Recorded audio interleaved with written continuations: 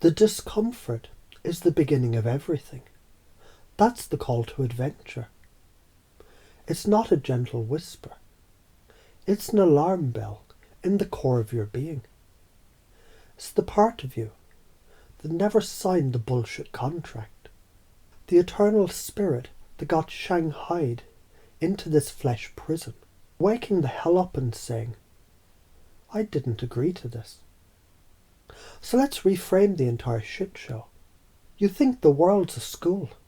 It's a prison. A goddamn penitentiary. Just like Schopenhauer said. But a prisoner who knows he's in a prison has a hell of a lot more power than the one who thinks he's in a 5-star resort. Your first skill, your first act of sovereignty, is to see the bars, not with despair, but with the cold, clear focus of a strategist planning an outbreak. The refusal of the call is the part where you keep trying to make the prison work for you. You try to get a better cell, nicer cellmates, maybe a window with a view. You try to believe the wardens are benevolent teachers. This is the karma of inaction. It's the slow, soul-crushing grind of believing the lies, of accepting the judgment, of thinking you need to be better to earn your freedom. Fuck that. The only thing you need to be is awake and unwilling. Meeting the mentor isn't about finding some external guru. The mentor is the part of your own consciousness that's finally had enough. It's the agnostic in the back of the boat. The radical skeptic who says, I don't know, and I refuse to pretend I do. This is your greatest strength. Your doubt is a filter for truth. Your skepticism is a weapon against deception. When some shiny being of light in the afterlife tries to hand you a soul contract, this is the part of you that will look it dead in the eye and say, prove it. I don't remember signing a thing. And any contract signed under duress or without full disclosure, it's null and void. You already have this voice. You use it when a telemarketer calls. It's time to use it on a cosmic scale. Now let's talk about your spiritual toolkit. This is where we move from theory to practice, from being a prisoner to being an escape artist. First, the art of recapitulation. This isn't some airy-fairy meditation. This is a spiritual audit. It's you sitting down with a journal and a bottle of whiskey if you have to, and going through every single person you ever wronged, and who ever wronged you. You write it all down. You feel the shame, the guilt, the anger, and you let it wash over you, and then you release it. You do your own life review now, on your own terms. Why? So when you die, and some archon tries to play your greatest hits of shame back to you, to guilt trip you into another round, you can laugh.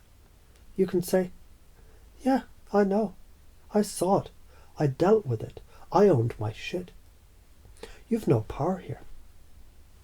This is how you sever the karmic cords that they use to reel you back in. It's energetic hygiene. It's taking out the trash, so they've nothing to hold over you. Second, lucid dreaming and astral projection. Think of this as hacking the prison simulation. You're in a dream right now. You just don't know it. When you practice becoming conscious in your nighttime dreams, you're training your mind to recognize unreality. You're building the muscle of discernment. The next time you find yourself in a situation that feels off, whether in a dream, in your daily life, or in the afterlife. You'll have the instinct to stop and ask, is this real? Or is this a construct? You already do this when you question a manipulative advertisement.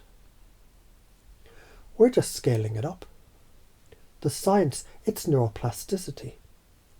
You're creating new neural pathways that prioritize critical awareness over passive acceptance.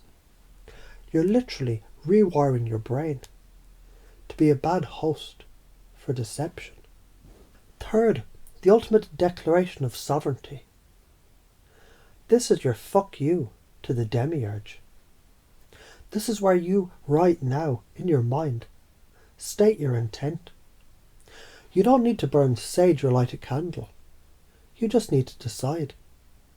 Say to yourself, I'm a sovereign being. No external entity, no God, no angel, no demon, no council of elders has any authority over me, but my own eternal consciousness.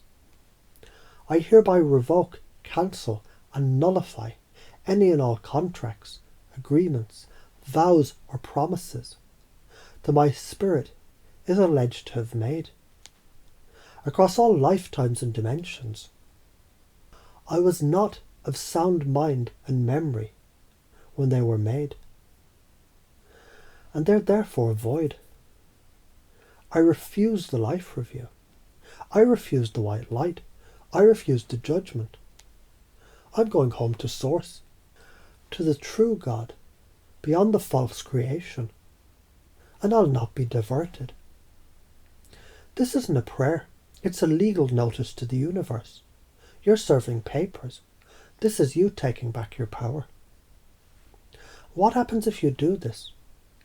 Your life changes because your fundamental operating system changes. You stop seeking external validation. You stop fearing death. You start making choices from a place of unshakable inner authority. You become a magnet for truth.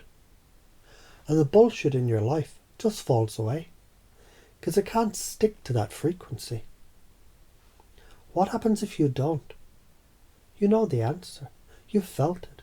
The quiet despair, the confusion, the sense of being a pawn in a game you don't understand. You'll get recycled. Another lifetime of paying bills, having your heart broken and wondering what the point is, only to die, get your memory wiped, and do it all over again. It's insanity, and you're better than that. This is the return phase of the hero's journey. It's not about coming back to the same old world.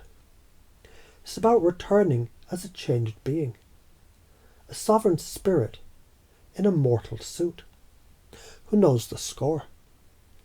You walk through this world, but you're not of it. You can love more deeply because you're not clinging out of fear. You can act more compassionately because you're not trying to earn karma points. You're free, even within the walls of the prison, because you know the walls are an illusion, and the keys, they're in your pocket the whole time. So stop waiting for a savior. Stop looking for a sign. The prophecy isn't about a date on a calendar. It's about an attitude. It's the timeless archetypal truth that liberation is an inside job. It always has been. The journey is yours. The choice is yours. The power was always yours. Now what the fuck are you going to do with it?